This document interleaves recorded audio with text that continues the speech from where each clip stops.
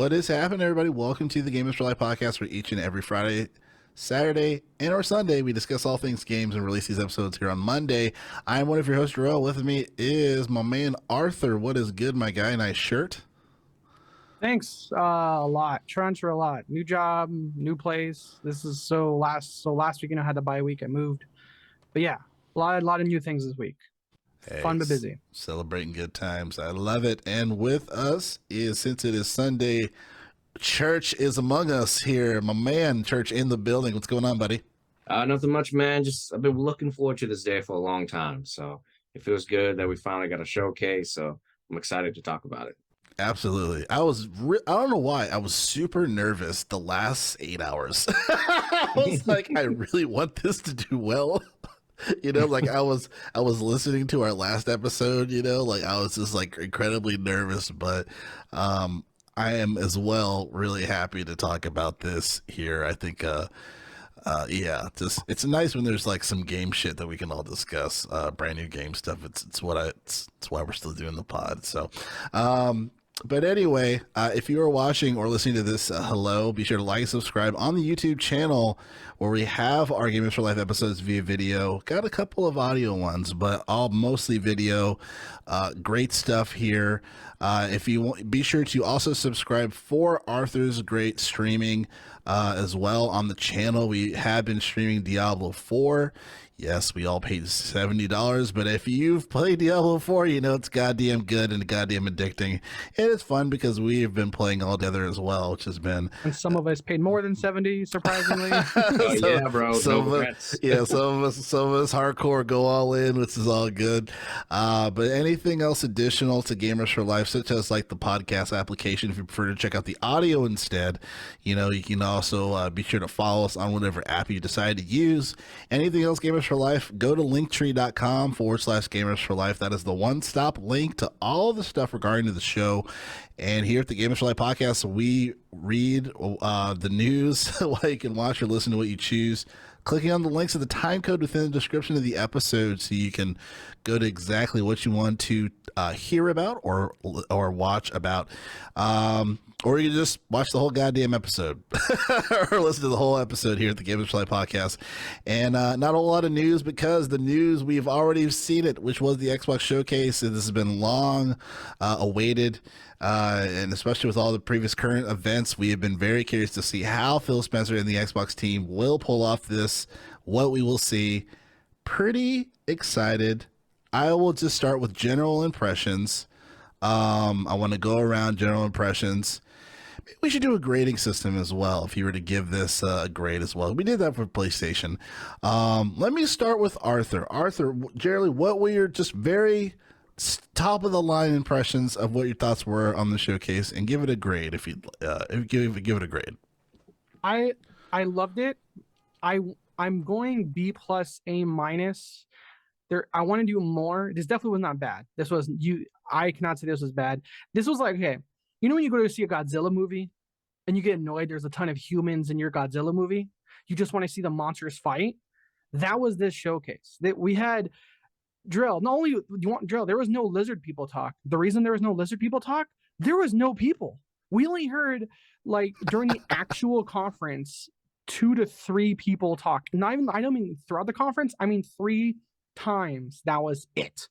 So we got game every time the showcase opened, and there was like another game. Church is like, okay, we're just gonna keep going. Okay, we're just gonna keep on going. Like it was just games. The only reason I can't personally do it better, like they killed it A+ out the park, is only because personally I didn't see more of the games I kind of wanted to see, which is mainly State of Decay 3, Hades 2, Hollow Knight 2, Silk Song. But that's going to be more of a personal bias. The game's on your fantasy card. I understand. Yeah. I understand. Well, State of Decay 3 is on my fantasy card. I just wanted to see more of it. But that being said, overall, it's like B plus A minus, because now I feel like the more you look into it, you might see some more hesitant things. But again, I come into these events like I do a movie theater drill. I'm a simple man. Was I entertained? And god damn it, we saw Game Pass all over the fucking place. So I was very entertained. I was very happy looking at all these games. For the most part, I'm not gonna have to buy. Overall impressions, I'll keep it short because I know we're gonna go into detail of it. But that was my thing. I kept saying it throughout the whole showcase. Say less, do more. When I mean like literally humans talking less. That's what it was. It was just game. Cool. There's that lady. Game. Where's Phil? Phil show up the end. So A minus B plus for that. Definitely to wrap up my overall things. As we get ready to wrap up this quote unquote E3, not E3 season, I think Xbox took it. That being said, I forgot off the top of my head when Nintendo is. Honestly, I've been moving. I started a new job, so Dory brain's kicking kind of hard for gaming things. I forget Nintendo already had their conference. Honestly, if we talked about it, like I said, had a lot stuck on the side. But as of right now, as we get to the tail end of this quote unquote E3 season, I think Xbox is taking the W home so far. Very nice. Your thoughts, Church? Yeah, I mean, I'm kind of echoing the same sentiments as Arthur. If I had to rank it, I think it's a 9 out of 10. I think it's a very solid showcase this season. I think it's the best one we have between Summer Game Showcase, PlayStation Showcase. And I'm gonna go out on a limb right now and say it's gonna be better than Ubisoft's Plus Direct that we have going at this time. Oh, facts. Unless we get a Splinter Cell review. Yeah, then it's like the world crashes at that point. Overall, I think Xbox came and delivered what they were supposed to do. I mean, I even think last year's showcase was pretty tight too as well. And it has everything that I wanted the showcase to have. I know they said they didn't do a 12-month look away. I personally wanted a 12 to 18 months, into the future, and that's what we got.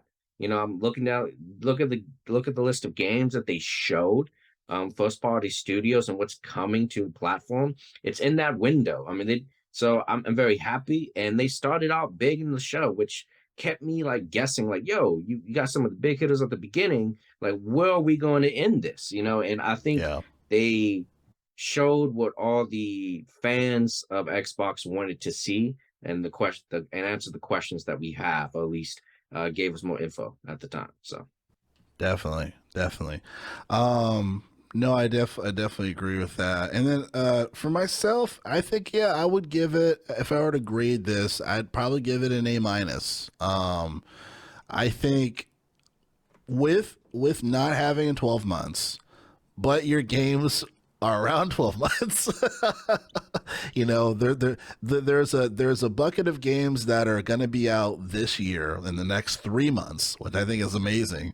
A lot of stuff out in September, a lot of stuff out in October, and then having stuff out early 2024. Again, it's not a time that they have to commit to, because they didn't say they're committed to, but they did say early 2024 for a lot of these games. Right. Like you said, a lot of this stuff that they've talked about was around a 12-month time frame. I do agree with Arthur as far as some of those games that we have been waiting for that they have initially announced, like the State of Decay 3, like the Hades 2. Me, Gears of War is kind of the biggest one, that even if they didn't show full gameplay, just give me something that shows we know you guys are waiting for this. We just want to let you know this is gonna be badass. I wish I had some type of a Gears announcement, but Avowed, I think, was one that we had been waiting for. That I was like, yes, they showed Avowed. A little bit of a different. I feel like it, like you said, Art. I think it's a little bit different of an art style than what I initially saw from the original one. The original one, I feel like it was less shell shaded, still nice, still cool. Like we were talking about as we were watching it, I was like, I'm okay with the mix of both. I'm hyper realistic, shell shaded, mix of both. I'm a fan of both art styles. That's completely fine with me. But I'm glad I saw it in general. So I think I would give this and then I know we'll go into more details as far as what are some of our favorite games that we saw. We don't have to go line by line because that's boring. But the fact that Phil Spencer did talk at the end of it, I am happy that he did, because I know he got his ass ripped apart by online. You know, I know that he just had a really bad week, one of the worst weeks probably of his career, with the whole Redfall situation. But I do like that, you know what, regardless of that fuck up, you are still the captain of the ship. You still need to present yourself. You still need to, you know, talk about Xbox, whether or not people believe you or not. You're still the captain of the ship. So I'm glad that we did still see Phil talk at the end. I think it was smart that he wasn't the first person that we saw. Miss Bond, I forgot her first name. I think she's a part of the marketing team, if I'm not mistaken. It's okay. Her last name is much more memorable than her. I know that's why I remembered it. But I'm glad that we saw Phil at the end, you know, kind of bookend the whole thing. We saw Todd Howard, which is fine. He didn't have his jacket, so there wasn't much I could shit on, especially with that Starfield release. I would have missed that. I would have missed that E3 bingo right there. I know, right? So yeah, quickly, I will say I'll give it an A minus. Out of all the conferences I've seen, I know we'll talk about Summer Game Fest last, but this is the best one out of the three, in my opinion. Out of the three, in my opinion, I would say this is the best. Now, I'm going to start with you, Church. Tell me about the games that you were excited for in general. We don't have to go line by line, but the games that stuck out to you where you're like, oh, fuck, that you're excited about. Yeah, I mean, things that jumped out to me at the beginning was Fable, right? You know, that's what we kicked off the showcase. It's like, bam, what was Fable at? We thought that game was the furthest away. And they didn't have any release date this time, but they gave us in-game footage. And that one got me excited. Like, oh shit, you're starting with this? This is clearly like a closer type material of the game. So I was excited off jump. I love British humor. I love the direction of the art style in the game. So I was just thrilled from that point. And then what was very surprising for me was the Compulsion games that we finally saw, you know, what they were working on. And then what got me really excited was Persona 3 Reloaded, Game Pass. I'm a big JRPG fan. I love Persona 5 to the fullest. So when Persona 3 came out, we have the remake, Day 1 Game Pass in 2024. That was a huge win for me. I was like, oh, this is really exciting. And then just going down the list real quick. So we had Hellblade. I thought it might be a 2023 release, but Hellblade 2, we got some new gameplay footage. It looks stunning. I can't wait to see more along with that ride, but another 2024 game. And then we had Like a Dragon 2. I love the Yakuza series, another 2024 release, but it looks like it's not Japan. So this is a new take on the series. I kind of want to see more. Right. I have a sneaking suspicion that would come to Game Pass eventually, if not right away. I mean, the entire Yakuza games are on Game Pass. You know, all of them. Yeah. Like the partnership with Sega is amazing, and that's what's surprising about the showcase. The partnership with Sega / Atlas is coming through. I guess that Xbox has been cultivating this entire time, and because that leads to my next game, which is basically Persona 5 Tactics. It's a Fire Emblem style game. I'm a big fan of that game. So another new Persona game coming to Xbox Game Pass this year, November 17, 2023. Huge.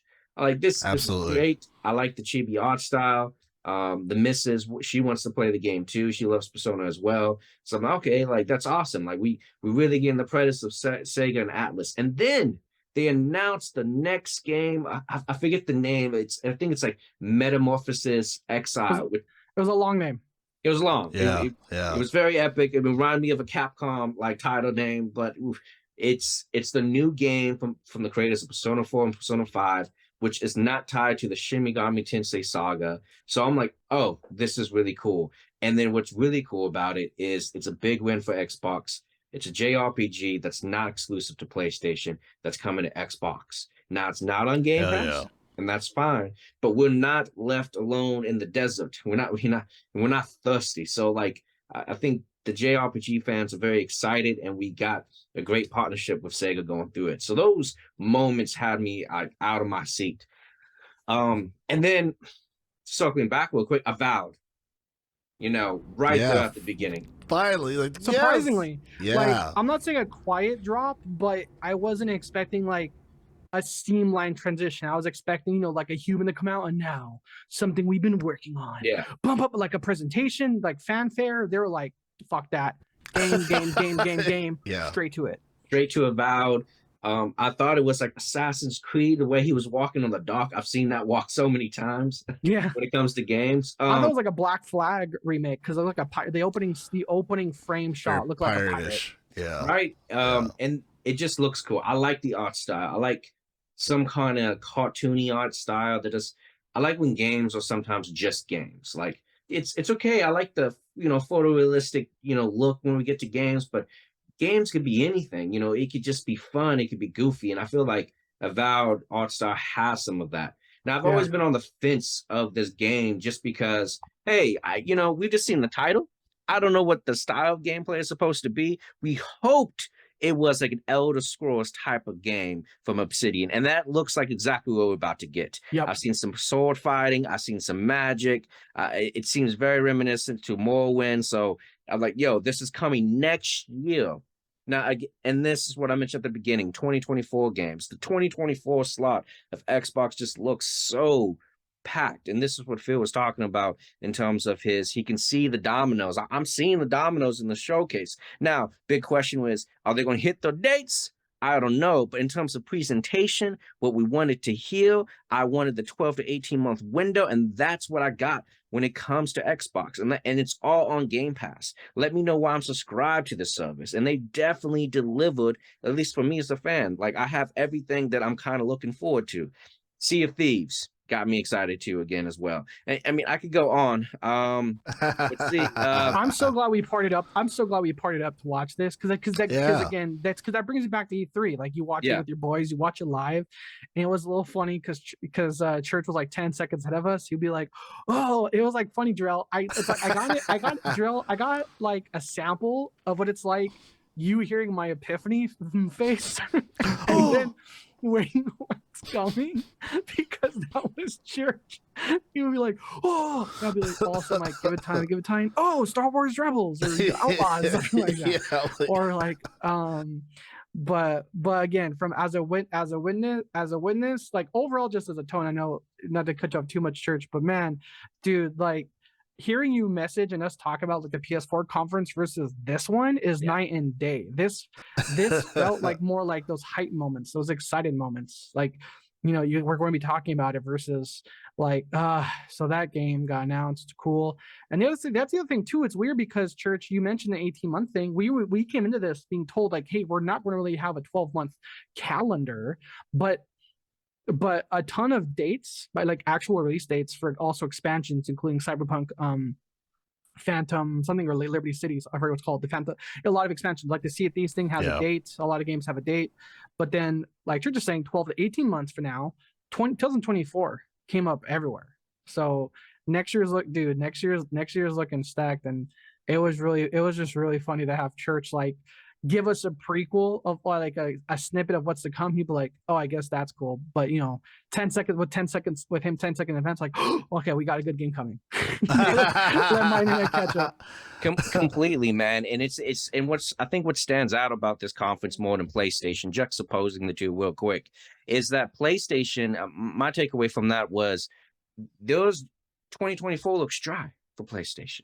Well, we didn't get any game announcements for 2024. Right, we know Spider-Man's coming, but the biggest thing is that we didn't know what was coming next. Right, I feel like we have to wait until the next E3 where we get that list. Now, it seems like I'm gonna be eating good over here on Xbox. I got some games to play to fill out the year, and I could see the dominoes, and I wish they fall. But what was amazing here to me, coming from a PlayStation background, Microsoft and Xbox is more of a multiplayer console. Like, I feel like a lot of the games, Gears, is co-op multiplayer. But what we seen here this time was a lot of single-player content, story games. It's something that we've been wanting from Xbox. And I like back-to-back deliveries of these type of experiences. Now, they didn't abandon multiplayer. Like, shit, we were talking, what was it, Lotus? Was like 33 Yeah. co-op, Oh, like 33, Yeah. 33 Immortals. 33 Immortals. Yeah, 33 Immortals, player like, co-op. Yeah, Towerborn. So with that, I know we all have our thing. There's a million things going on, but there's something I do, like a quick tangent that Church already touched on two of them. It's like with this Xbox conference, we saw them like unintentionally, just the way we're talking, where from what we're seeing, it's like we saw things we would normally see at a Sony conference, but I feel like Xbox did it better. And the two things I mean by that, JRPGs and single player story driven games. That was like the trope we said for years. Even us working in retail, we said, you want more online cooperative based games, you're going to your Xbox, you're going to your Left 4 Dead, you're going to, your Portal 2s, you're going to those Gears of War, you're going to Halo. You want your story single player games, you got your Naughty Dog over on PlayStation, you got your JRPGs. Dude, like I said, Church was eating all this JRPG stuff up. Everything Persona is Game Pass. Each Like a Dragon 2's coming out. Not in Game Pass, but it's still coming and it's still shown at this Xbox showcase. And again, another thing we normally see that Sony just deliver, I feel like, almost, I'm not saying lazily now, but I feel like because it almost that competition hasn't been there, a ton of single player story driven games. They opened it up, they opened it up with Fable, and then we had South of Midnight. We have Hellblade 2, which looks amazing. Oh, yeah. Star Wars Outlaws, I'm guessing that's be a single player story game. That one's more be open world than story, I would say, because it's Ubisoft. Like we said, we're going to get open world and towers and whatnot. But we saw a lot of elements that are really, if not foreign to Xbox, never really focused on. And here's the thing: not only is it being focused on, it's gonna be on fucking Game Pass. Facts. Yep. Yeah, man. Yeah, so I guess I'll jump in here. So yeah, it's crazy, man. I just feel like they checked all the boxes. They checked a lot of boxes. I'll say that for myself. There's a couple of games that I wish they showed, but the Avowed, I the last, episode, I was like, where's Avowed? Give me Avowed. They gave me Avowed. I said, oh shit, this is crazy. Like that was my first whoa, like factor, As far as like Fable, I was like, oh, give me updates on Fable. That's cool. I had no, like, I didn't think that would show up at all. Like, I'll be completely honest. So that was that was 100% a true surprise for me.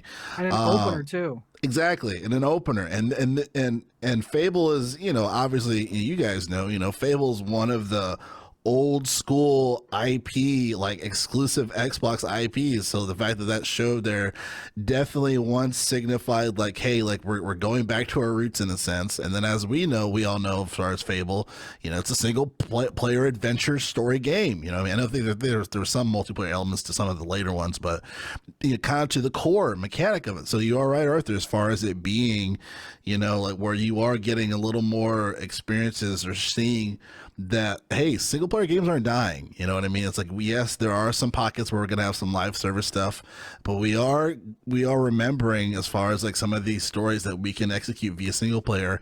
And also I think a lot of those games too, are very kind of indie-esque type studios. You know what I mean? I would argue that Don't Nod is kind of like on like the tightrope of like full studio / indie, and with their game Descent, very interesting and curious to check out. Very different from obviously from their Tell Me Why and Life is Strange stuff. So very curious to see how that is going to be. And then obviously the big spaceship elephant in the room, Starfield, right? We saw elongated, the Starfield Direct after the show, which to me is, I said here before, as far as, hey, I have to be gullible about this. I've been wanting a game like this ever since I was a kid, very literally. And it seems like they're really, even though it's a 25 old IP, it seems like they're really packaging this up the best way possible, and giving a lot of really great experiences. And I know we talked about Arthur and Church as far as like, it seems like it's a game where you can play this as simple as you want or as complex as you want. So if you want to you're hiring people, you're customizing ships, you're fucking people. you're creating outposts. You're buying stuff. Like, you want to go hardcore, great. If you just want to do the story, you can do that as well. If you just want to discover, go to planets and just travel, find raw materials, you can do that as well. So I love that. I love the variety around that, right? And then the music sounds amazing. And then to your point, Church, I remember you were talking about as far as the combat, like it seems like it's a lot more fluid than your typical Bethesda Skyrim type game, and then the fact of it being swapped out from a third person to first person, you can choose. I think that is also pretty great as well, because usually when it comes to Skyrim, especially in third person, very janky, like even more janky than the first person when it comes to combat. So yeah, those are some of my hues, like, oh shit. And then that Metamorphosis game, even though I'm not a super hardcore JRPG fan, I respect the art. I respect the art entirely, definitely. I do respect that Xbox is still continuing that, like you said, Arthur, as far as like, hey, all the fucking what are the games? Persona. Yeah, the Yakuza games been on Game Pass mad long, and then having more of these games for the folks that worked on Persona, and then the Metamorphosis game to me is the one where I was like, that looks fucking cool. I would play that shit. Yeah. To me, that was the one that kind of raised my perked my eyes up, in a sense. So. Yeah, man, there was a lot that they gave here that were actually like, oh shit moments, and so even though it was just kind of like this compilation of videos, I think they gave us the right stuff. They gave us some release dates on games coming out 90 days from now. I think it was a pretty smart play, and I'm glad they didn't bring up Redfall. Nope. Right. It's like I don't care if you're fixing it. I don't want to see it. You know what I mean? Like I don't say they brought up nothing. I mean, like, if you're to like literally do a timestamp, I feel like of a 1 hour long conference, mind you, we did stay the extra hour for the Starfield deep dive, but of the hour long conference, it felt like it was 99% games with 1% humans. Yeah. It went by pretty fast. And I think, to your point, it was like show rather than tell. So they just kind of let, like, hey, we know, like, the biggest question after Redfall is, can Xbox deliver on games? And they just hit you with the big hitters at the beginning, the Fables, the Compulsions. They say, hey, you wanted a Vow, here you go. We're like, not even 10 minutes in, you like everything we wanted was at the front line of the showcase. It's like, what else do you have, to show us at the end? And again, they're saying the same thing. They just delivered, right?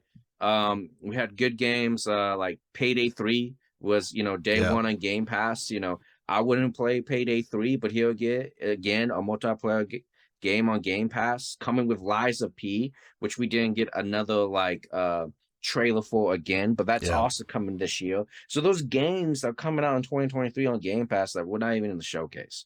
And that's really cool. Well, you have that much content, and we're seeing what a full Steam engine of a Microsoft game studios can be, where they have 21 studios and they only showed 11 of the studios, right? We still have questions about machine games. We know the Indiana Jones games are coming out with, State of the Decay 3, which, these are all things we want, but like, I think what we got right now is cool. And if we can deliver this in 2024 and get the remaining half of the studios next year for the E3, like, I think we'll be doing pretty good, not gonna lie. And so my camera's I think your camera just connected to your phone. Yeah, it did. Oh. At this Like point. mid-sentence, connected to your phone. At this point. So I'm trying to set this up. They even got release date of Forza, right? Let me see if I can get this going. Sorry, gentlemen. Oh yeah, it wouldn't be an Xbox showcase if Forza wasn't mentioned. So Right. Real and to Trisha's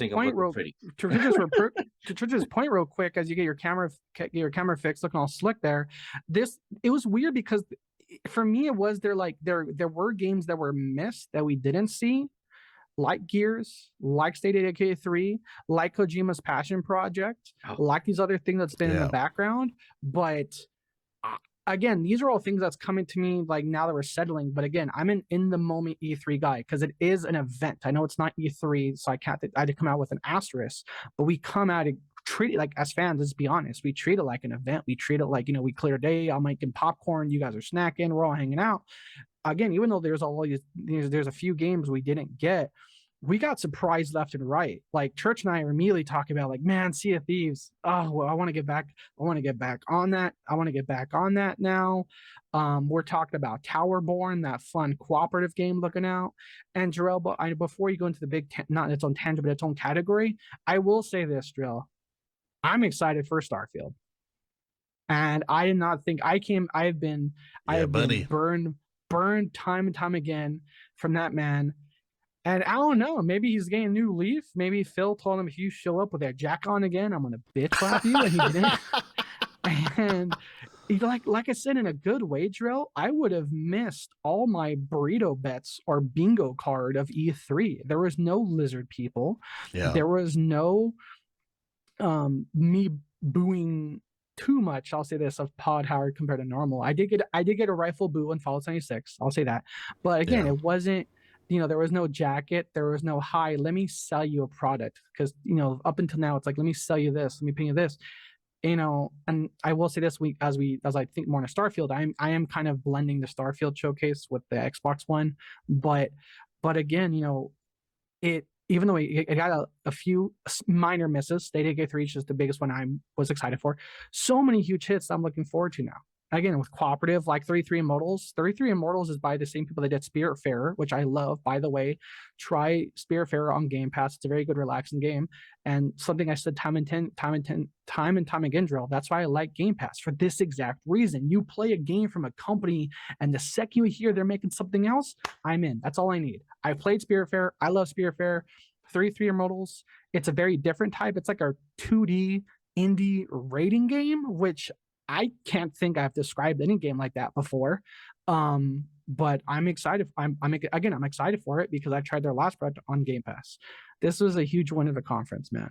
Yeah, it was good. And then I do want to talk about Starfield, but that's a huge segment here. But I do want to capture some of the list games you're talking about. But that's the cool thing about the power of the Game Pass. And it's kind of hard to rate the showcase. So when you're watching Sony or anybody else, it's like, this is $70 I got to chip out to. And for everything. And everything in the perfect future, right? Xbox is firing on all cylinders, right? And it just keeps rolling, right? You buy these games, you get Game Pass, and you have access to all these games.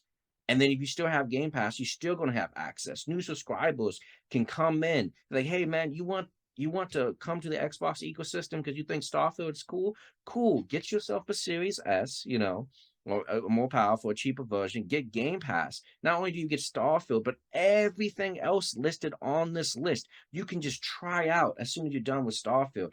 And there's a back catalog too, just for you there. And it gives, the value is just insane, at this point. And they keep releasing it. It's going to be intense. I do want to give kudos for Microsoft. They always support games after the release. So we saw the Sea of Thieves, new DLC content, which is really cool. Fallout 76, people don't like the game, but there's still new stuff coming out for it. So that's exciting to see. Same thing with Elder Scrolls. Again, just continuation of support of a game. And I guess even Cyberpunk got DLC, but I think that's paid. Flight Simulator. Is that a sequel? Flight Simulator? So it sounded like it. So that's why real quick tangent on that is I got confused because they showed a game called Microsoft Flight Simulator 2024. And then they showed it do an expansion. So I didn't do any Googling, Church, but looking at it, I think that 2024 thing is going to be entirely a different game because, like I said, there was so much new stuff that we've never seen in a flight simulator game. Because like I was telling, for those of you unfamiliar, in terms of simulator, the truest, in my opinion, simulator on Earth is Microsoft Flight Simulator. You are just flying. You want to shoot jets? Play as combat. You just want to fly. You want to create weather-like conditions, landing gear, everything like that. Flight Simulator. So when they showed all this, you're putting out fires, you're doing search and rescues, I'm like, this is going to be technically a huge expansion, but it sounds like it's its own separate standalone, which I'm kind of okay with. But whereas Dune, so for example, Dune is an expansion into the actual flight simulator game, like the same way they did Maverick. They did Top Gun Maverick into flight simulator and Halo. I know Halo was its own thing, but they did add the Pelican into Flight Simulator. So Dune is an expansion into the actual Flight Simulator, whereas 2024 is its own little separate search and rescue thing. And that's what gets me excited about Flight Simulator. I would never have touched this type of game. Like flying from point A to point B, from airport to airport, is not how I want to spend my time. But the expansion of like search and rescue missions where I can choose different helicopters and the physics changes, like that seems like a challenging thing. Like, let me get this person and get them back. That seems like a game to me, right? Even with the air aviation, even with the planes where you're racing through like an obstacle course they have shown too. There's so much to it that because of Game Pass now, like I can just download it one day, like, yo, let me try out Flight Simulator. It just seems like it's really cool, and that's the type of the support I like when it comes from Microsoft. Like they're taking something that already exists and giving additional life to it. You know, a breath of fresh air. So you can come back and see it again. And plus, real quick too, Church of Catroff, I'll say, would do with Flight Simulator. The next time there's an oil spill in the Gulf of Mexico, churches be like, I got you guys. Let me help you. Help us on the way. I'm on the way. Yo, I got 200 hours into oil rig search and rescue. Yo, I got this. Let's go. Yeah, I want to just touch on the worst part about the showcase real quick. Okay. Sure. So Overwatch showed up. Overwatch showed up at the showcase. Yes, man. Easily the worst part of the showcase. Surprising they had a presence. That's dead game walking, man. I never thought we had another zombie game showing, you know. But here we are again. This guy. Yeah, I love it. For the audience members, since the announcement of the PvE portion of the game being de-scoped and de-sized from the initial vision, I just have a bitter taste in my mouth. And that's kind of what they showed at the showcase. They showed like the cinematic trailer of the story missions of Kaeda's actually talking to. It's what you wanted from Blizzard the entire time. And a part of me got excited. I was like, dang, this actually kind of looks cool. But then 2 weeks ago, I remember like, oh, wait, it's not going to have any of the things that we wanted to have. Thing. It's so bad. I'll let you jump in a second for an author. The last thing was, it's not going to have any of the skill trees we wanted. And the last PvE event we had co-op in the game a couple weeks ago was just terrible. It wasn't fun to play. So that the worst part of the show for me, man. So go ahead. I was gonna say that's the weird thing, because there's a lot of people that's going to have seen this showcase but may not be aware of that interview update from 2 weeks ago. So they were thinking they're getting PvE like they were promised the whole time. So I feel like there's gonna be a smaller second wave coming of people being realized that they were lied to. Yeah, exactly. I mean, unless this Activision Blizzard deal goes through, no mention of that in the showcase. Didn't expect anything to be mentioned there. Maybe Overwatch can be saved, but like, yeah, another wave of people going to be disappointed. Yeah, just the Overwatch. It's so sad to see the state it's in. That's a good point. You mentioned that too, as far as the Activision deal not really being present, which I think is great. I think it's good. Like, hey, let's focus on the games. Let's focus on what we know is coming out, or what we want people to show based on, you know, where they're at in the process of these games being made. Let's focus on that for the gamer. And it was a complete placebo effect. I completely forgot about the Activision deal as I was watching the showcase. Yeah. You know what I mean? I was just like, oh, this is cool. You know what I mean? So, yeah, I think that they did a good job definitely with that. As far as for the worst thing in the showcase, I probably have to agree with you. I've never played Overwatch, but I know how a lot of people are pissed off, such as y'all. So I can see how that kind of being a meh. I feel like Forza is one of those things where you kind of have to check that box as far as it's a part of the brand. It's been a part of the brand forever, since the beginning in a sense, but I've never been a big fan of Forza, so that was kind of like, I could do without this. And then there was another game that seemed a lot like BioShock, but it wasn't BioShock. Clockwork Revolution. Yeah, so one of the last games that they showed. I don't know. I'm kind of I'm in the middle on that one. I don't know if it excited me as well as it could have. Yeah, like I said, Bioshock Infinite vibes, even a little bit of Atomic Heart in some of the scenes too, where I'm like, okay, I've kind of seen a little bit of that, but I don't know. I don't know if that type of art really excites me to play. It kind of reminds me of We Happy Few as well. True. Yeah, Another a little. Bioshock inspired game too. Yeah, exactly. You know, and I know that game like it's just like a fucking mess from a gameplay perspective, but but yeah. Drill, do you want to know what We Happy Few and Clockwork Revolution have in common? They're both on Game Pass. Zing, do. Yeah, so I mean, and then as far as the last comparison, I would say if I were to compare this to, obviously there's Summer Game Festival, well, that'll be at the back end of the show, but the last comparison I have as far as to Sony, I feel like, because I had to take a step back, right? So I was like, okay, what really makes this better compared to the PlayStation Showcase? Are we just eating Xbox's dick because we're such a big fan of Game Pass, or is it actually a better showcase? And I think what makes it better is that there is entirely an Xbox DNA, and Xbox DNA within the showcase with the videos that they showed. So, like you said, Arthur, they showed their support with Game Pass as far as like for the JRPG stuff. Like you said, Church, as far as them supporting content for their older games, you know, Sea of Thieves was a huge surprise for me. I was like, wow, I'm still seeing shit about Sea of Thieves. That's very exciting because I remember when they first showed that fucking game. I think we were at you're in a Victor's place, Arthur, when they first initially showed Sea of Thieves. So the fact that I'm still seeing it as far as the DLC, very impressive. You know, and then the dates, you know what I mean? Even though we were kind of like, there's no 12-month window, but okay, there's a 6-month window. A lot of these games, very impressive, you know what I mean? And they made a point to show the dates. I think one of the last things too, which I don't know if I agree with this as far as the direction, but it makes a lot of sense, especially with who they're marketing Game Pass towards, large population, their support for the Series S, you know, making a terabyte and making it all in black. So it looks much more sleek. You know, that white box with the circled black thing in front of it is just a very odd box, you know, like as far as the design feature. So now that it's more so mirrored with the Series X, you know, as far as just putting them side by side, as far as a little bit of uniformity, as far as the design goes, I'm all for that. You know, I don't know if I agree with just more support for the S, but as far as people being able to play a majority of the games, yes, they probably can't play Starfield, but they can play the majority of the games and have more space, you know, for Game Pass as far as, you know, the downloads or whatever, if you're not doing the cloud. That's cool.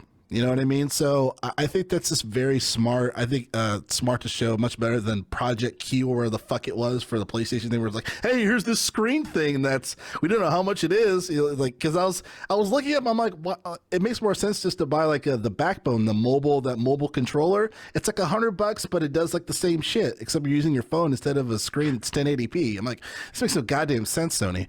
But anyway, back to this. I think that's what separates it. There's much more of a core console DNA. They delivered on release dates, you know, especially with the games that they showed that are close, near and dear. Fable, they said, what did they say? 2024, Church? Yeah, 2024. At least they said it. You know what I mean? Like, at least they said it. At least they didn't say like, hey, here's Snake Eater. When's it coming out? Who's working on it? I'm like, what are you guys doing? Right.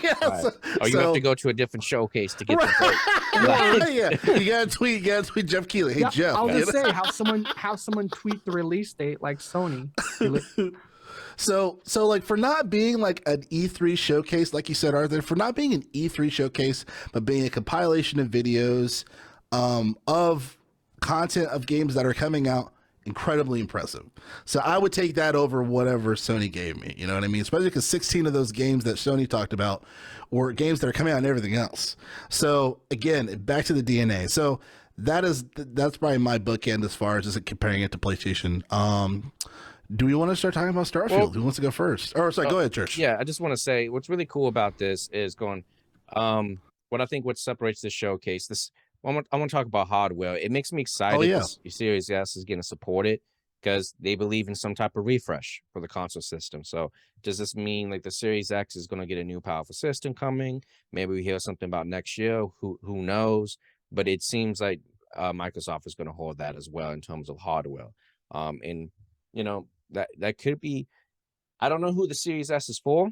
I mean, like for newcomers, that's great. But if you own the Series S now, why would you spend $350 again? So it's like, I guess it's targeting new people. If that's the case, then I would just get, because I think the Series S is $299, right? $300, so $50 more gets you a terabyte. It's actually a pretty good deal. I'm not gonna lie, So it's what, another 500 gigabytes of memory? Yeah, the Elite S is gonna sell like crazy. Yeah. But what makes the showcase really good, is I'll keep it short, is that they did a good job of messaging. We know what was award premiere, which studio it belonged to, and then what's on Game Pass. I think they've nailed it to the common listener, like these are coming to Game Pass. Here you go. Yep. 2, they talked about the games. Here we go. They gave us a window. So I think they delivered on what they're supposed to deliver on, and I think it's a good showcase. So yeah. Nice. I like that subtle jab at Sony of, we know who's making the game. It's like, who's the team? Yeah. Because who was that for? Snake Eater, right? The Snake. We had no idea who was making the Snake Eater Virtuous remake. Studios. Yeah. God damn it. But yeah. Oh, because Metal Gear Solid, Snake Eater is not one of the most known games ever. So why should we know who's remaking it? Exactly. Did you want to bookend as well before we move to Starfield, Arthur? Minimally, just I didn't. Drill, I'm taking, you said you listened to the last episode. I'm taking that we all came into this, what I felt like nervous and like, ooh, please, because that was also, remember the last time we recorded, at least we were talking about the conference, that was on the tail end of Phil going on an apology train over Redfall. In a positive way, I guess right now, I'm not sure if I could speak for everybody. For me, after watching this, 1, I'm over it. And 2, Phil, you're back in my good graces. I mean, to be honest, for me, you never really left, but I think for a lot of people coming off the Redfall situation, seeing this conference again, I want to say like we were nervous and say, hey, this needs to hit the mark because they were going to be in catch up or like apology or make up for the mistake mode. And then went, okay, we're ignoring all that shit. We got all this list of hot shit. Boom, and they just killed it. So again, just echoing, comparing how I felt from the Sony conference, or at least post apology Phil. I went from nervous to, man, like I said, like as an event, like we felt like we're back. We got Sea of Thieves and Monkey Island, to again another great IP we're seeing there. I can't wait for the next Dune movie. Now, whether I'm going to play this or not, it just again made me know that okay, they have their finger on the pulse of like, okay, Dune's the thing. We did Maverick and Fight Summoner. Now we're getting Dune. It's more of a niche. But, and I know we're getting more to the Starfield Direct later, but yeah, man, just as we saw from the conference itself, I think it's a win. Game Pass was all over the place. Drill, it felt like I was back at your place, thankfully sober this time, of like Game Pass, day one game. Here's the difference too. If not day one Game Pass, like it just so many games. Game Pass was all over the place. Church, it was awesome hearing Church lose his mind after all these Persona announcements. Another, each and like a dragon of like, this is what an Xbox showcase should be. It's funny that they, again, like they said, they came out and say, hey, we don't really have a 12-month calendar, asterisk, but we know it's coming out next year. Even that alone is great because Sony ended their conference on Spider-Man 2. And it was like, when is it coming out? Oh. I don't know. Who's making Snake Eater 3? I don't know. Why are you asking these stupid, outlandish questions? You want to know who's making it and when's it coming out? Yeah. But yeah, man, like just to echo what you guys said, I think best conference so far. I kind of already forgot about the Redfall situation.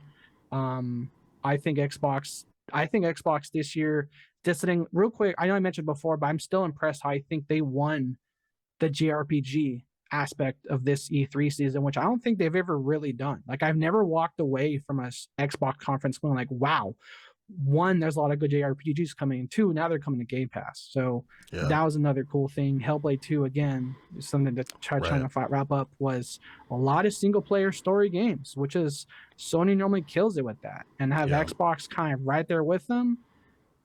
dude, the tail end of this year, but also next year, 2024 is looking to be a great year for Game Pass and Xbox customers. Yeah, I'm glad you brought up too, as far as like how you feel about Phil Spencer after like the situation that transpires with Redfall and whatnot. And I agree with you. I think the true Xbox fans, for those folks that aren't just like, you know, they're not clout chasing YouTube fucks, like those who are true fans of Xbox, those who have been around for a while, like you guys, you know, as far as like through all of these games and through, you know, and especially specifically under Phil Spencer's leadership, you know, after him kind of saving the goddamn system from going to hell. Yeah, I think I'm kind of I'm on the notion of like, you know what, like with what you guys showed me and what you guys are, you know, delivering for the near future, I'm good. You know what I mean? And I'm willing to give it another try with, you know, Phil Spencer as well, as far as it's not like shitting on him, you know. To me, I was just more like a disappointed father. You know, I was just like, I'm like, no, you know, like, it's like Jim Ryan, like, we already know his direction, his vision. I'm just like, man, I can't, like, it was... and again, I'm a Sony guy. I just don't like the console right now, or the direction of the company right now. But it was almost good for the PlayStation conference to not be as good as it was, to finally reflect what Jim Ryan has been doing. I think a lot of people have kind of missed, like, forgotten about like the direction that he's going towards. And then with the showcase, as far as what they have right now for PlayStation, it's like, oh, like, this is like, how come this wasn't like this? How come this wasn't like this? And like me and Arthur, like, exactly, this is what we've been saying. This is what the direction they're going towards. Right. But I digress. I talked enough about PlayStation. I'm a PlayStation fan, I swear. He says a giant green Xbox background. Yeah, I had to support, you know, I had support for today.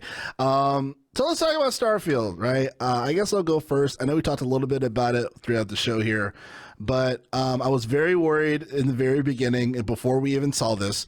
I was like, man, I need this to go through. I really want this game to be, it needs to be as deep as I'm thinking that it should be, as far as just, you know, you can either do the story missions or you can do customization stuff. You can, you know, customize your ship, discover do all walks of life, do a bunch of crazy side missions, and then some, discover new shit. And it really feels like they're taking it to the direction that it should, right? You know, and like I said, with having a 25-year-old IP, which usually is a huge red flag where it's just like, oh my God, what are they going to do here? I really feel like it's in good hands. You know, I feel like the team is really actually passionate about it. You know, they don't seem like, because it's funny, I'm always like, ooh, when it comes to like developer interviews, you never really know like how they really feel about it, and like, you know, whatever they're saying actually seems pretty genuine. It seems like everyone seems to be really excited to work on the game. So we know that the game has been pushed back a couple times, but from what they showed, I was very impressed, you know. And I remember, Church, you brought up a really great point. You said, hey, is this 60 or is this 30 frames per second? I said, you know, I think it's a sharp 30. And hopefully we get a nice 60, you know, patch maybe in the future if we don't get it by a release. But for what I showed, I was pretty impressed, you know, and I'm watching on a not like the best computer fucking screen, but a pretty decent screen. And I was pretty impressed with the flow of what I was watching. Combat looks really good. I do like that it seems like there's a significant amount of dialogue, like you said, Arthur, as far as like, oh, there's mad dialogue lines. Like, yes, there's NPCs. You know, like, if there wasn't any NPCs, I would have turned off the conference. It's like, God damn it. So, you know, they're going back to their roots on that. And then as far as the customization, as far as like, hey, you can even, you know, find the ectoplasm, whatever the fuck, to put on your ship. I think it's awesome to do HR recruiting for your spaceship is fucking amazing. I think it's hilarious.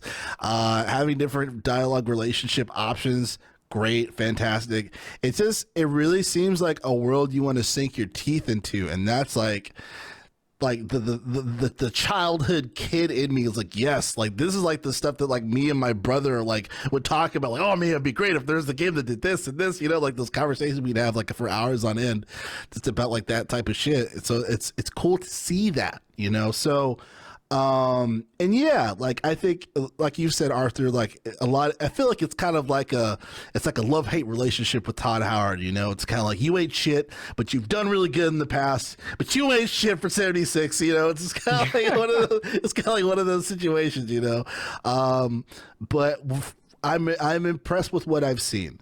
I will say that I'm impressed with what I've seen. I'm very curious about this special edition, this cool watch that connects to my phone and it does certain things with the game that God knows what, you know. So I'm like, and it looks pretty cool. I hope that I hope that they execute this a lot better than the 76 nonsense, which we will go into, but we all know it was there. so I'll just say that the controller looks amazing. I'm probably going to buy the controller if anything. But yeah, man, I'm on board. I'm on board. If anything, I'm definitely going to buy the controller. Obviously, I'm going to be playing the game, but let me throw it to you, Church. Yeah, man, I'm listening to everything you say. I'm going through the process of trying to pre-order the Starfield Constellation Edition to get this watch. It's Right on. very annoying. They wanted me to go through GameStop, but I got to join like a membership, so fuck that shit. $50 a month. Like, Oh no! Unless if one of you guys already have the membership, let me know.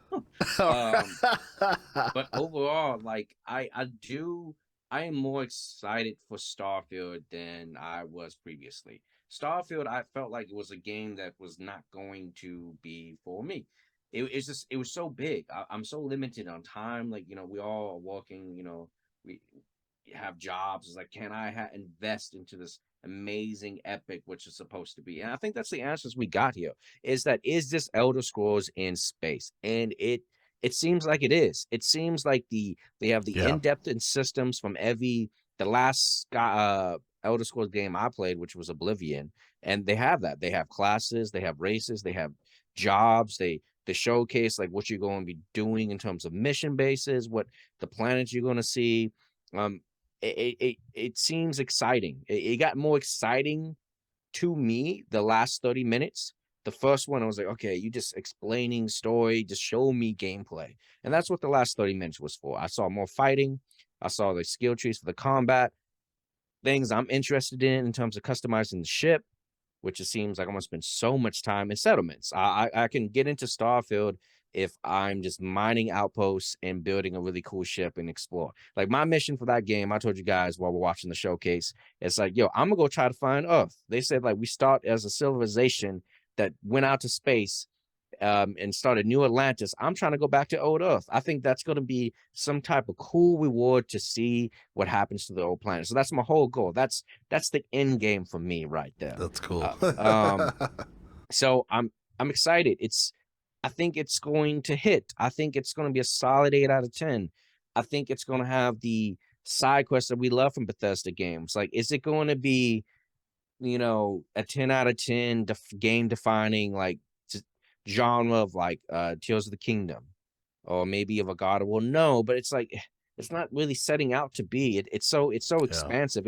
It's much more. It's a game that gets better the more you play. It's not so linear. It expands itself. So what I saw was exciting. Yeah, I'm all aboard for that. I want it to be successful because if it is, it would, you know, set a precedent of like what Xbox can do in terms of delivering games quality. Those are my initial thoughts on it, man. It's just really cool. Right on. Arthur, bring it in, man. I'm good. I'm just, like I said, this is like Xbox Showcase, Bethesda. This is my world. So I'm just watching you guys join it, see how you feel it out. I'm like, okay, let's take a look. But this is what I want to hear. Like, so what I mean by that is, number one, I was happy for the showcase. I'm a diehard Xbox fan, as you know. And I am now excited for this game because every time Gerald talks about Starfield, I'm like, whatever, dude. Todd Howard's a peddler of lies. But this feels like, again, like what it should be, which what you guys are saying. It feels like Skyrim in space. Like when you see a trailer like this and you already set your own goal, not because there's an achievement, not because there's this, but again, for church to say like, man, I want to explore Earth. And then for Jarrell to be like, man, I want to pimp them ride. I want to hire people. I want to conduct interviews, fill out W-2 forms. I mean, like real talk. Jarrell was one of the guys in Skyrim that collected all the book series because it was that in depth. Skyrim was very in depth. So to take Skyrim in space is a good thing. It's a simple way to describe it, but it's a great way to describe it. The other thing too that really is making me excited for this game, from what we've seen, I think this is the smoothest looking combat in a first party Bethesda game ever. Yeah. Because everything in Bethesda is to a point slow and clunky. Skyrim had amazing combat. It was not fast. Fallout 76 and the Fallout games had combat. It's clunky. You have power armor. You're not too fast. You may have like a stamina boost or something, but you're not really moving at a fast-paced speed. This was the first time I think I've ever truly seen a fast-paced, sleek, polished, functioning combat system from Bethesda. Like that slide to jump pack boost to shotgun in the face. This is all new territory. This is all new territory for them. Yeah. And I'm good they're doing it because a lot of people don't realize that this is new territory for them because in a way we've become accustomed to it. I've said one of the reasons why Skyrim is and will always be looked at the one of the greatest games of all time is because they delivered so many firsts. It's been 12 years now, going on 12 years since that game has come out. All those firsts we have seen now time and time again, and now they're entering a shooter world, that's kind of, I would say, beyond Fallout. There's a lot more mechanics we've kind of accustomed to. So when I saw a slide, a lot of people might go, oh, that's a slide, cool. That's, again, for a first party Bethesda, now you can say, id Software or Arcane, but for the Fallouts and for the Skyrims, that is new. Yeah. And the shipbuilding, like we said in the deep dive one, someone built a mech. I'm like, cool. I'm about to roll out with Optimus Prime. I'm just gonna make a robot of Optimus Prime. And Church brings up a really good point too, because for a lot of us, a Bethesda fan, if I tell you, describe a Bethesda fan and describe a Fortnite fan, shot in the dark guess, there's gonna be a 20 or at least 10-year age difference in that mental picture.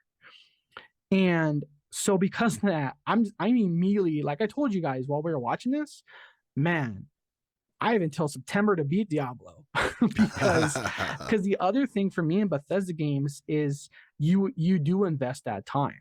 Like, just real talk. I put in 300 hours of Fallout 4 before the first DLC dropped. And that was when I was working a part-time, minimal, full-time job in retail, not with the responsibilities I have here. So Church is saying like, what, hey, I'm looking forward to this game, but just real talk, it's going to take time.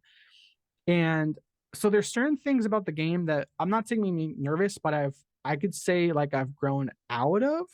So what I mean by that is, for example, I was talking about in the showcase, how Bethesda tends to, especially Skyrim, Fallout, tends to have loot every single thing that's not nailed to the wall.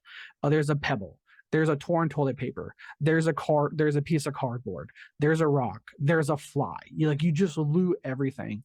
And I'm mixed whether how much I'm going to adjust to that. I feel like honestly I'm going to adjust really quick, but upon first impression, I've been playing RPGs recently where it's the trim the fat version. Like I touched Outer Worlds for a little bit, and I describe Outer Worlds as Fallout but trim the fat because there is loot, but not like the second you open a kitchen, you can take every single salt shaker, every single fork, every single piece of toilet paper, every crumb. It's just a very in-depth loot system that is normal for them. But now that I've stepped out of that detailed loot world and I've been playing other games like Kingdoms of Amalur, you can loot, but it's not like, again, you're taking every single plate out of the kitchen. So the other thing too I'm looking forward to is settlements, but I really hope they've learned the meme. Like it started as a meme, but it's real talk. I feel like in Fallout 4, mid to late game, the settlements became more of a chore than a fun thing, or at least the way that Minutemen Quest was built from. Church, I'm not sure if you're familiar with what I'm talking about, but there were settlements in Fallout 4. I did like the settlement mechanic, but I kind of abandoned it because once you beat the Minutemen quest line, which is the quest line that really kicks off the whole settlement thing to begin with, every like 20 minutes is like another summon to attack. We need your help. And just like, I don't let them die. I don't care. So, but the other thing about this game too, there's just so much like there's space combat. I wanted to see the space combat because I was curious to see what elements of No Man's Sky they took from very early on. The second Starfield, we started seeing more gameplay of Starfield. I want to say last year's conference or something. Everybody included, started drawing lines between us and between this game and Starfield. The combat looks fun, dude. The drill, and there's another point you're correct on. This game can be as simple or as complex as you want it to be. That shipbuilding, dude, real talk, drill. That's some Armored Core 2 shit. Like, and break out your Excel sheet, you do your schematics. You want to add a staircase, you can add a staircase. Like, it's really detailed. Yeah. And that's the thing too. Because that's another thing I thought of No Man's Sky. In No Man's Sky, every ship pretty much is a fighter jet. Now, you might have a categorized quote unquote cargo ship, but you don't see it. You don't walk inside your ship. You're in the cockpit. You're shooting. That's it. You're in cockpit, or that's it. This is a living, breathing ship. Like the way you explained it was perfect. You can essentially build a Star Trek Enterprise. Like this is a proper ship. Or if you want to do another reference, that might be a goal of mine, Drill. I might build a fucking Normandy for Mass Effect. Oh, there you go. N7, let's go. So there's a lot again. So it's a big game, but for those of you that aren't the biggest RPG, or at least Bethesda RPG players, Drill has a point. This can be as simple or complex as you want it to be. You can build whatever ship you want, or a mechanic that Church was excited about, and like 30 seconds after he talked about it, you can dock. You want to blow up a ship, you can blow it up, or you want to like dock, board their ship, and invade them like a space pirate. Go ahead. And the mechanic of piracy is once you dock and take over the ship's yours. So if you don't feel like building a ship from scratch or doing that intense, meticulous, I would argue, ship editor to a point, you can just see a ship you like and just take it. That there's so much that I'll just wrap up my bit. I'll say this. I'm now excited for Starfield. I'm going to look to buy day one. I'm pre-ordering it via Game Pass. I don't know if I'm going to do the digital edition to do it early, because I did it for Diablo, but honestly, I feel like I'm going to be spending more time in Starfield than I will in Diablo. I don't know why, just because that's just as much as I've been angry, but that's why I've been angry at Todd Howard, because I love those games so much. Right. So now to see another game from that company, I'm just like, I'm getting itchy to come back. Like, I missed you guys. I missed a good Bethesda game. Yeah, and I think the last thing I have for Starfield is that that direct video, they did it the right way. Like, imagine, Arthur, if they approach it the same way that the Dead Island 2 video was. Remember where how they showed that video via State of Play, and we're like, that video showed us nothing about the gameplay. Oh yeah, remember that? Like Dead Island 2 is a game I still haven't bought, by the way. Dead Island 2, they showed us a lot, but not what we needed. Like remember, like for example, Drell, remember Dead Island 2? We got like a ton of videos of here's this character, she's quirky. He used to be a tattoo artist. Cool. This is an RPG. Who has attack speed? Who has crit damage? Who's the tank? Who's the range? You don't come at me. Don't come at me. What does the skill tree look like? Show me what this is an RPG. Treat it like one. Show me your skill tree. Experience. Blah blah blah. And they did that. They showed the skill tree. They showed it as based on experience and challenges to rank up new tiers. They hit all the questions they know. I want to say they hit all, if not all, most of the questions they knew Bethesda players are going to ask for. Again, Church is asking about docking. 3, 2, 1, you can dock. Settlements is the one thing that I would have liked to see more of, but Church reminded me they showed that more that the last time, which I kind of skimmed that one. So you're right, Drill. Compared to like Dead Island 2 and other things like that, they did a great job showing what they did in that time span. Yeah. definitely. Yeah, man. I think Xbox is leading they're leading the showcase race here. I think there's a couple other things that are going to be coming out this week, as far as like the Ubisoft Forward, the Capcom has a showcase, and I think somebody else that I'm missing. You said there's supposed to be an extended showcase as well. It should be interesting. Yeah, this on Tuesday there's an extended showcase. Well, I'm hoping that we get a deeper dive in some of the cool titles that we saw in the regular show. Just maybe as in depth of Starfield that we got. I mean, it's going to be great, man. I don't know. I'm just excited for Starfield. I think Arthur kind of covered everything in terms of the detail. I think they did a good job of messaging what the game is. I guess. Yeah. My thoughts on it. Like, we know what we're going to get. We're just hoping that it delivers. At the end of the day. Yeah. I got a question. Sure. Church, is that watch sold separately? I say knowing I need a new watch. Bro, I just Or is it just the collectors? I don't know if it's short separately, but I went through the process of trying to pre-order this thing. I had they wanted me to start a Best Buy account. This whole process. Oh my God. Get it. Yeah, it was so much, man, to do it. So I don't know. Maybe I can get it. If it's short separately, that's kind of cool. I don't know. Well, keep us updated, because that sounds like a goddamn nightmare. But I will say one more thing to wrap up the Starfield and Xbox real quick, Drill. We mentioned hardware real quick. That's another win for Xbox, I think, for the Sony. We came out of the Sony conference hardware with more questions, that Q-Link thing. Yeah. I'm like, who is this for? What's going on? They showed some new wireless earbuds and we're like, cool, thumbs up.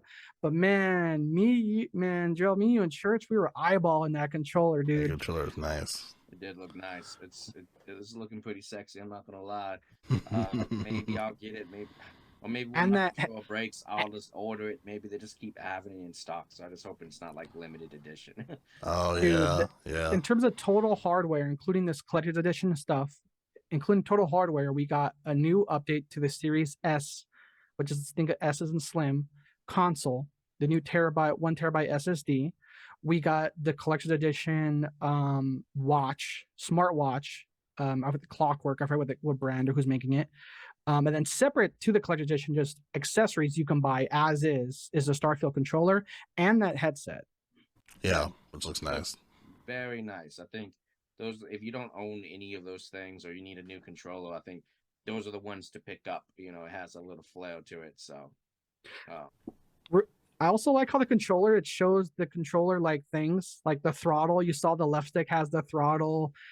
X is on reload, whatever. I thought that was pretty cool. On the controller itself. On the controller itself, I thought that was really sick. I like the coloring too. That it's the actual stick, not the top rubber bit, but the base of the stick is a metallic red. The rest of the stick isn't. I didn't even know you can change that color scheme of the rubber being a different color than the base. I was again so in terms of another W for Xbox or Sony, the hardware again. Two parts of it is a collector's edition of stuff, but either way, the controller, the headset, and that Series S walked away with a lot more thumbs up than the confusion that was the Sony's hardware announced.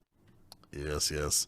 Now, another showcase happened after the PlayStation and before the Xbox, and I'm referring to the Summer Game Fest that Jeff Keighley oh my God! took the lead of. I know we're running out of time here, but at least wanted to talk about it a little bit. I know. Did everybody watch the showcase? I know. Church, you saw it. I believe. Yeah. Did you see it, Arthur? I know you saw some videos. Nope. I saw one or two trailers. One I definitely want to talk about. Okay. All right. So let me start here with the Summer Game Fest. I will definitely say, when it comes to my wife's calling me. When it comes to as an event, Arthur, you're talking about it says a bunch of videos, give me an event. Jeff Keighley absolutely delivered as it being an event. Good. There's a bunch of people in the audience. They're super excited. There's even some funny things where he's about to go into an ad where they first thought that he was announcing a game, and he even said oh no, not that. So he was really in tune with his audience on what they're looking forward to. I said, okay, he's sharp today. As far as some of the pluses, showing more Mortal Kombat gameplay from Mortal Kombat 1, Ed Boon being on stage. stage was cool. Nicolas Cage even being on stage for Dead by Daylight, as far as for his character being in the game, but just having Nicolas Cage there was like dope, and he was like super. He did a great job too, as far as just him talking and whatnot. There were some really good moments. I think in the middle of the showcase, it kind of sunk down for me. To me, it was like the quote unquote pay the bills ads. So you had a lot of mobile games being shown. There's a few other games where it's just like, I don't really care about this. The Marvel Snap was one of the most cringiest things. Like the two of the most cringiest things here for the showcase was Marvel Snap, where the guy, first of all, the guy had this really annoying, loud, like voice, and he was trying to like upsell, like just like kind of go over like Jeff Keighley as far as like hosting or whatnot. And then he didn't even say what the fuck the new thing was. Like he said, like, because Jeff was like, oh, like, because first he's like, oh, like I like your enthusiasm, and then he was like, so what's the new thing for Marvel Snap? And all he said, oh, what's a new mode called Conquest? But he didn't really explain what Conquest was. So there's a really confusing thing. And then there was this video that was supposed to be funny. It wasn't really funny. It didn't really explain what the Conquest mode was for Marvel Snap. So that was like a really low moment in the showcase where I was just like, get this fucking guy out of here. Like, what, this guy just went up just so he can suck his own dick on stage. Like, as far as just like, yeah, I'm on stage with a microphone. You know, I'm like, what are you doing? And then the cringiest moment to me. Oh, and then side note, Alan Wake was shown. I guess this really sealed the deal for a lot of people being interested in Alan Wake 2. I was interested since the video of Alan Wake 2, where that was shown. I don't think it was during the PlayStation Showcase. That sealed the deal for me. But I guess the gameplay shown on Summer Game Fest, which was cool, sealed the deal for a lot of people. I was like, okay, cool. Like I knew the game was going to be like that. There was a couple slight lizard people moments. But I will argue that's how the game literally is played. You literally are looking in rooms like that. So I was like, okay, well, okay. I'll give it the time of day. But back to the cringiest moment, the Twisted Metal clip. The Twisted Metal clip, man. So first, Will Arnett is on his phone. God knows where he is. It looks like he's about to get his feet done or something. He's in a hallway. The camera's jagged. He's like, "Hey, I'm Will Arnett. I voice Sweet Tooth. Here's a clip of the video." And these are the things this is exactly what Arthur and I were worried about. And I know, Church, you share the same sentiments as far as just when you have people that do an IP right, and then you have folks who just shit all over it just to get a check. And my God, that's some of the worst dialogue I've heard all year, man. Like, especially when Sweet Tooth was like, "I'm a tall drink of water while you look like a Hawaiian punch," and then punches him in the face. And then the thong song stuff, I'm like, what the fuck is this bullshit? And like, it was even weirder, the response of that. Some people really enjoyed that clip, while other people were like, are you fucking kidding me right now? Like, I know, kind of funny, some people were like, oh yeah, I'm all for it, blah, blah, blah. But like, I'm like, no, this is fucking trash. Like, what the fuck is this bullshit? Like, are you serious right now? Like, Peacock, you are not taking my money. Yeah, so those are kind of my, and then obviously to bookend the Summer Game Fest, after the we have to pay the bills stuff, where like, you know, Jeff's doing all that stuff, seeing the footage for Final Fantasy Rebirth, that game looks crazy. That game looks great. I think it's the first PlayStation 5 game that's 2 discs, which is wild. Like, I'm a big fan of multiple disc games just from like the PlayStation days, but to having a PlayStation 5 disc that's 2 discs, that's insane. The original Blu-ray PlayStation 3 discs were like 55 gigs. And when like Metal Gear Solid 4 was like, yeah, it's like over 50 something gigs or whatever on Blu-ray disc. And I'm like, God damn, that's a lot of storage. So imagine, you know, years down the road showing Final Fantasy Rebirth. Very excited for that game. I know some people weren't impressed. I was impressed. I think the thing was just that people knew that it was going to be a thing because, you know, the internet's the internet. But the game looks incredible. And for it to be on Jeff Keighley's Summer Game Fest, I definitely have to applaud him. But those are my thoughts. I didn't mean to go over too much, but let me throw it to Church. What are your thoughts on the show? Yeah, I mean, I think the summer game showcase was good. It was I liked it more than the PlayStation game, and I think it may not have had everything that we wanted as gamers, but I think it was very important in a new Genesis for Jeff Keighley. There's a lot of things that he was able to get in the show that can set a precedent of new important things to come. Um, what I think is really cool, and one of my theories was I felt like Jeff Keighley's platform is getting bigger than some of these companies like maybe a Microsoft or even PlayStation can have. The draw audience members are so big that I think a lot of third-party games are going to go to Jeff's show. Third-party companies are going to go to his show. And we saw that at the beginning. We got a new Prince of Persia announcement. Very excited. I love Prince of Persia. I like that this game is made by the Rayman Legends team. It doesn't look like the Prince of Persia game that I wanted, but I'm intrigued to try it out. Same. And to see how it goes. I can do a Metrovania style type game. And then to follow that with Mortal Kombat, it was huge. Just to even have Nicolas Cage come on stage at some point was really cool. So he's still ingrained into the Hollywood scene. He's making more contacts, making the show bigger and better than what it was. And he's really trying to have that E3 moment. It's hard to judge the showcase because the next day he did have a feature where you can, like, media came and they can test games out. So it's all, what we expect from E3. Overall, you have to pay the bills during the show. That's to be expected here. So I understand what's happening though. It did drag a little bit in the middle for me. It was just a little bit too longer than I would like. But we got big announcements like the Spider-Man 2 date, right? Right. That happened at this conference. Yeah. Huge interception from Sony. Yeah. The 2023 game. I mean, I guess after Forspoken this year, but it's huge. And Liza P.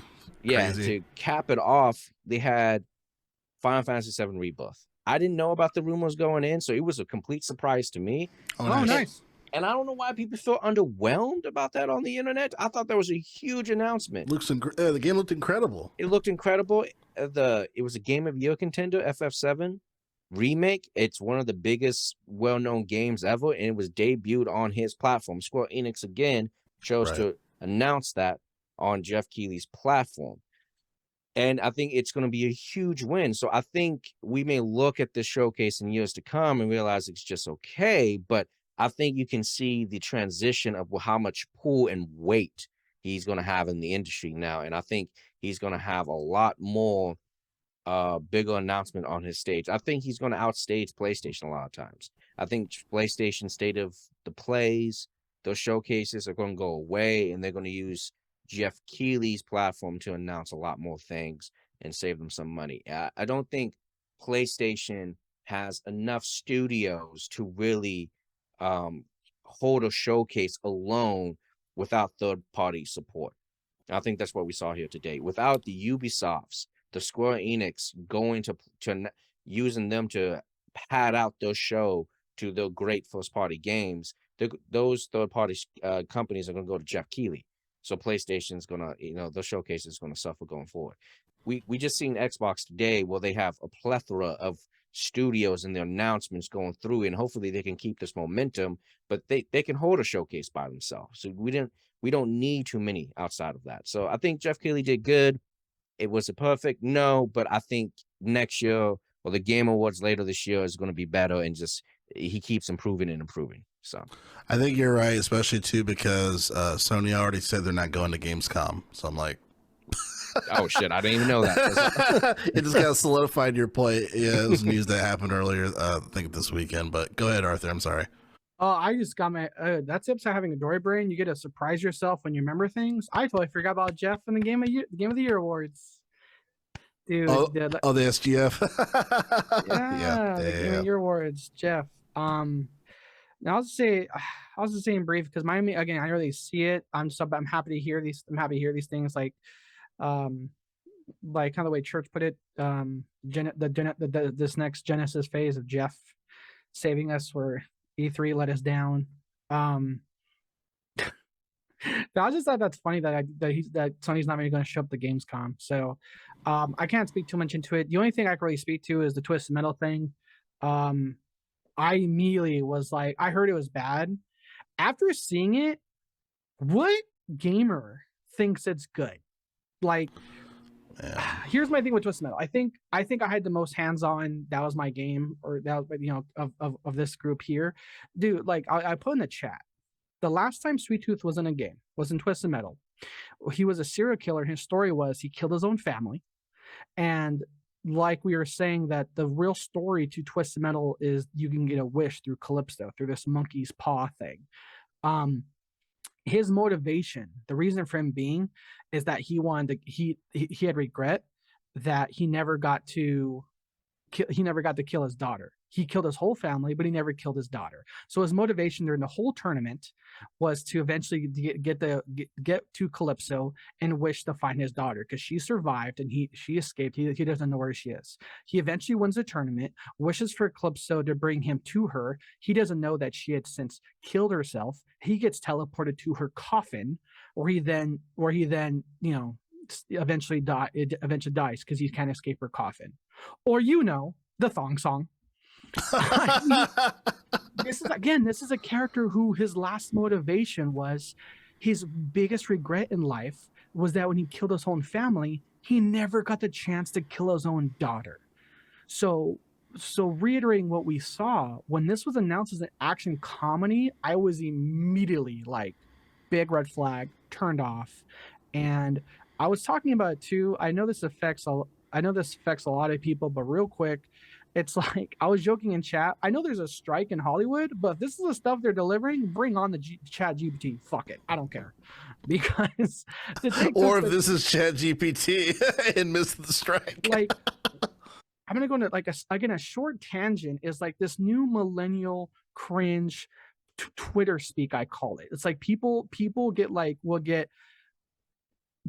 a positive feedback loop of idiots on Twitter that think this is genuinely funny or genuinely good, and it's fucking not. Like, you can't take, again, a serial killer whose regret is he never going to kill his own daughter and be like, you know what, I'm going to have him bond over the thong song. Like, what? And here's the other thing too. Thankfully, with the Last of Us showcase, with how good the Last of Us was, shows like this are only being seen for what they are: fucking terrible. And I don't wish ill will. Like, I'm not saying I want it to fail, but after Halo, which was also under, wait, no, that was Paramount. I'm losing track of all this shit. Halo was Paramount. Yeah. Halo was Paramount. This is Peacock. Yeah. Get it together, guys. Again, just following The Last of Us, and I don't know when Emmys are. I'm sure that's going to win Emmys if it already hasn't. To this, like, this is, I'm not going to watch this. If someone can give me, if someone literally gives me their Peacock account tomorrow, I'm still not going to waste time with that. Yeah. I think what makes me even madder is that, why does it have to be like 0 to 60, right? So as far as like the 0 being like hardcore, dark, in your face, and obviously we know Twisted Metal has a very dark storyline, but like, I feel like it's trying to be, imagine like Guardians of the Galaxy, but nowhere near as good of a story, nowhere near as good of a screenplay, right? Like, I wouldn't mind if this was a lighter than its original concept, but if it just had really good dialogue and really good, like, just really good scenery and really good just like direction. Like, if it was a slightly lighter show, because obviously you want to market to as many people as possible, but it had really good writing and it still had really good dialogue, and it was still really true to the show in a sense, as far as for some things being a little serious and not just complete campy nonsense high school movie, of a quality of a screenplay. Like, why does it have to be 0 to 60? Like, who agreed? Like, yes, this is the screenplay that I want these actors to read and to memorize. Like, stop wasting Will Arnett's time. Stop wasting, Homeboy's time, who's the main person. I forget his name. Anthony Mackie. Stop wasting his time. Like, come on, man. Like, what the fuck? What the fuck? So, yeah, I'm not watching this at all, just to be quite frank. Church, take us home, man. Yeah, man. Yeah. When it comes to this, garbage, it's up there for like Dragon Ball Z Evolution for me. The movie Avatar, The Last Airbender. Mhm. It's just when it comes to these IPs like Halo, it just seems like they're not going to be treated justly. I don't know who the show is for, especially since it's on Peacock. It doesn't even seem like the type of IP to draw in new subscribers. Right. So it got greenlit. I could see like there's an audience for that type of show. Like I did enjoy like the movie's Death Race. That had an audience. They made like 4 of them bitches, right? Oh yeah. Even like I think Quentin Tarantino had a similar movie. Death Proof. Yeah, Death Proof, right? Yeah. But it looks terrible. I'm not gonna watch the show. I completely forgot it existed until they showed it, and then I forgot again because it's tragic, man. But overall, I enjoy the showcase. It was amazing. Summer Game Showcase was a good prelude to what we got today, and Xbox saved the summer. It felt like a good E3 vibe. I felt excited very first time in a long times when it came to E3, and I think Phil and his team at Xbox delivered what they're supposed to. They gave us a roadmap. I got these dates recognized, and now it's time to knock these pins down. We need not just average games. We need a little bit above average. We need B+. B's are better. It needs to be entertaining. It needs to grab attention. And the good news is a lot of them are coming to Game Pass, so we can day one play. We can get right into it, hop in with the homies. It's just fun. So I think I can't think of anything more they needed to do. And they just knocked it out. I just want more for the sake of more, but I don't think they missed the mark. Yeah, definitely agree. Are there any lasting thoughts before we close out the show? And Phil, we trust, man. I need to get those shirts made, man. I had to stop production on the shirts after Redfall. I was like, wait a minute. Nah, I never lost hope for the man that saved Xbox. Yeah, seriously. All right, folks. Well, I think that's going to wrap it up here for the Gamers Life podcast. Again, I appreciate you guys for being on the show, and definitely, I think that's all that needs to be said here. But again, that's going to wrap it up for us here again, each and every Friday, Saturday, Sunday, discussing all things games. And one of your hosts, Jarrell, with me is my co-host, Arthur Thomas, and my co-host, Josh Church. Yo. All right, y'all. Thank you so much. We'll see you guys next week.